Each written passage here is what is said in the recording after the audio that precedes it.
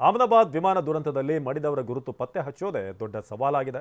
ಸಾಲು ಸಾಲಾಗಿ ಡಿಎನ್ಎ ಪರೀಕ್ಷೆ ಮಾಡಲಾಗ್ತಿದೆ. ತಮ್ಮವರನ್ನ ಕಳೆದುಕೊಂಡವರು ಆಸ್ಪತ್ರೆ ಬಳಿ ಕಣ್ಣೀರು ಹಾಕ್ತಿದ್ದಾರೆ. ಈಗಾಗಲೇ ಹಲವು ಮೃತದೇಹಗಳನ್ನು ಅವರ ಕುಟುಂಬದವರಿಗೆ ಹಸ್ತಾಂತರ ಮಾಡಲಾಗಿದೆ. ಮತ್ತೊಂದು ಕಡೆ ಕೇದಾರನಾಥನ ದರ್ಶನ ಮುಗಿಸಿ ಹೆಲಿಕಾಪ್ಟರ್ನಲ್ಲಿ ಹೋಗ್ತಿದ್ದ 7 ಮಂದಿ ದುರಂತಾಂತ್ಯ ಕಂಡಿದ್ದಾರೆ.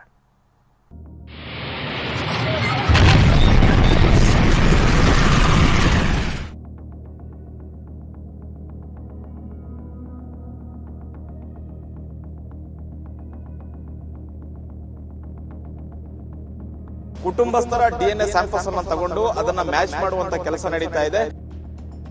कल एक को बोला था कि तुमको एक देंगे नहीं, हमको दोनों साथ में चाहिए. ಮೃತದೇಹಗಳನ್ನ ಅವರವರ ಕುಟುಂಬಸ್ಥರಿಗೆ ತಲುಪಿಸಬೇಕು. ಹಾಗಾಗಿ ಹೆಚ್ಚಿನ ಆಂಬ್ಯುಲೆನ್ಸ್ ಗಳನ್ನ ಈ ಒಂದು ಸಿವಿಲ್ ಆಸ್ಪತ್ರೆಗೆ ಕರೆಸಲಾಗಿದೆ.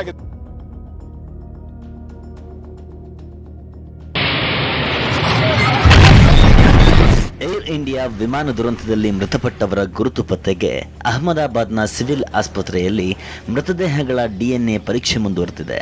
ಸದ್ಯ ಇದೇ ಕೆಲಸ ಈಗ ವೈದ್ಯರಿಗೆ ಸವಾಲಾಗಿದೆ. ಕೈ, ಕಾಲು, ರುಂಡ ಮುಂಡಗಳೆಲ್ಲ ಬೇರೆ ಬೇರೆ ಆಗಿರೋದ್ರಿಂದ ಪ್ರತಿಯೊಂದಕ್ಕೂ ಡಿಎನ್ಎ ಪರೀಕ್ಷೆ ಮಾಡಲಾಗ್ತಿದೆ. ಈವರೆಗೆ 42 ಮೃತದೇಹಗಳ ಡಿಎನ್ಎ ಮ್ಯಾಚಿಂಗ್ ಆಗಿದ್ದು, ಮೃತದೇಹಗಳನ್ನು ಸಂಬಂಧಿಕರಿಗೆ ಹಸ್ತಾಂತರ ಮಾಡಲಾಗಿದೆ. ಮೃತದೇಹ ಪಡೆಯೋಕೆ ಸಂಬಂಧಿಕರು ಸಾಲುಗಟ್ಟಿ ಕಾಯ್ತಿದ್ದಾರೆ. ಸಿವಿಲ್ ಆಸ್ಪತ್ರೆಯಲ್ಲಿ ಕುಟುಂಬಸ್ಥರ ಕಣ್ಣೀರ ಕೋಡಿಯೇ ಹರಿದಿದೆ.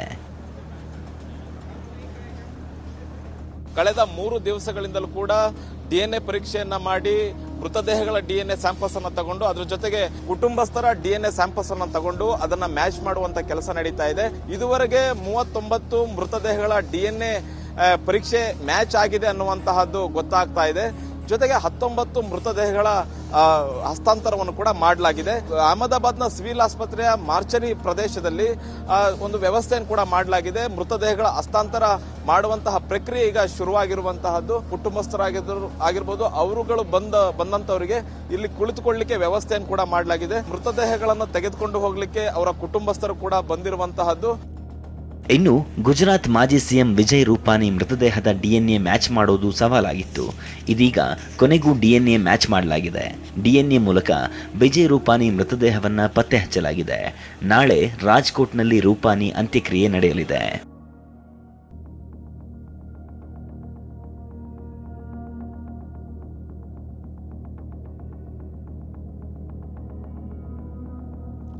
ಡಿಎನ್ಎ ಟೆಸ್ಟ್ನಲ್ಲಿ ವಿಮಾನ ದುರಂತದಲ್ಲಿ ಮೃತಪಟ್ಟ ಖುಷ್ಬು ರಾಜಪುರೋಹಿತ್ ಮೃತದೇಹ ಗುರುತಿಸಲಾಗಿದೆ. ಆಸ್ಪತ್ರೆ ವೈದ್ಯರು ಕುಟುಂಬಸ್ಥರಿಗೆ ಕರೆ ಮಾಡಿದ್ದಾರೆ. ಮೃತದೇಹ ಕೊಂಡೊಯ್ಯಲು ಜೋಧ್ಪುರದಿಂದ 50 ಜನ ಸಂಬಂಧಿಕರು ಬಂದಿದ್ರು. सारा तैयारी हो गई? तैयारी है. कितना लोग आए आप लोग? 50 लोग हैं. 50 लोग ಆಯ್ತು. ಇವತ್ತು ಬಾಡಿ ಸಿಗುತ್ತೆ, ಇವತ್ತು ತೆಗೆದುಕೊಂಡು ಹೋಗ್ತೀವಿ ಜೋಧ್ಪುರ್ಗೆ ಅನ್ನುವಂಥದ್ದನ್ನ ಹೇಳ್ತಾ ಇದ್ದಾರೆ. ಮತ್ತೆ ಒಂದು 50 ಜನ ಜೋಧ್ಪುರದಿಂದ ಬಂದಿದ್ದಾರೆ ಮೃತದೇಹವನ್ನ ತೆಗೆದುಕೊಂಡು ಹೋಗ್ಲಿಕ್ಕೆ. ಸಿವಿಲ್ ಆಸ್ಪತ್ರೆ ಮುಂದೆ ಮೃತದೇಹಗಳಿಗೆ ಕಾಯ್ತಿರೋ ಸಂಬಂಧಿಕರ ಗೋಳಾಟ ಹೇಳತಿರದಾಗಿದೆ. ವಿಮಾನ ದುರಂತದಲ್ಲಿ ಹರ್ಷಿತ್ ಪೂಜಾ ದಂಪತಿ ಮೃತಪಟ್ಟಿದ್ದಾರೆ. ಹರ್ಷಿತ್ ಪಟೇಲ್ ಕುಟುಂಬದವರು ಆಸ್ಪತ್ರೆ ಬಳಿ 3 ದಿನಗಳಿಂದ ಕಾಯ್ತಿದ್ದು ಮಗನನ್ನ ನೆನೆದು ಬಿಕ್ಕಿ ಬಿಕ್ಕಿ ಅಳ್ತಿದ್ದಾರೆ. ನೀರು ಕೊಟ್ಟು ಪೊಲೀಸರು ಸಮಾಧಾನ ಪಡಿಸುತ್ತಿದ್ದಾರೆ. ಸದ್ಯ ಹರ್ಷಿತ್ ಮೃತದೇಹ ಹಸ್ತಾಂತರಿಸಲಾಗಿದ್ದು ಪೂಜಾ ಮೃತದೇಹವೂ ಬೇಕು. 2 ಮೃತದೇಹಗಳನ್ನು ಒಟ್ಟಿಗೆ ಕೊಂಡೊಯ್ಯುತ್ತೇವೆ ಅಂತ ಹರ್ಷಿತಾ ಚಿಕ್ಕಮ್ಮ TV9ಗೆ ಹೇಳಿದ್ದಾರೆ.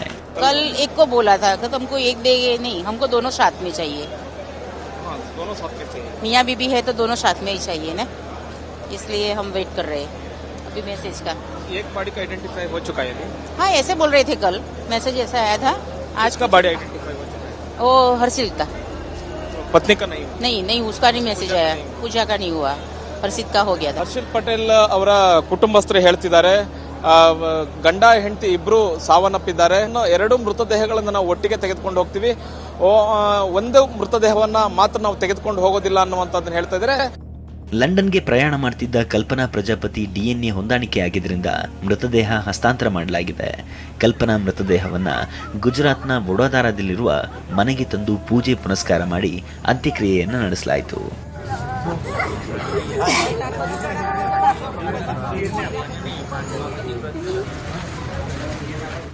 ಮೃತದೇಹ ಸ್ಥಳಾಂತರಕ್ಕೆ ಸಿವಿಲ್ ಆಸ್ಪತ್ರೆಯಲ್ಲಿ 200 ಆಂಬ್ಯುಲೆನ್ಸ್ ವ್ಯವಸ್ಥೆ ಮಾಡಲಾಗಿದೆ. ಗುಜರಾತ್ನ ಬೇರೆ ಬೇರೆ ಜಿಲ್ಲೆಗಳು, ರಾಜಸ್ಥಾನ ಹಾಗೂ ಖಾಸಗಿ ಆಂಬ್ಯುಲೆನ್ಸ್ಗಳನ್ನು ಕರೆಸಿಕೊಳ್ಳಲಾಗಿದೆ.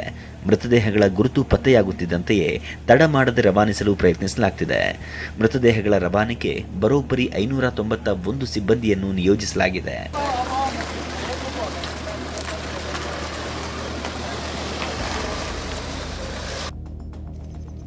ಅಹಮದಾಬಾದ್ನಿಂದ ಹರೀಶ್ ಜೊತೆ ಮಹೇಶ್, TV9.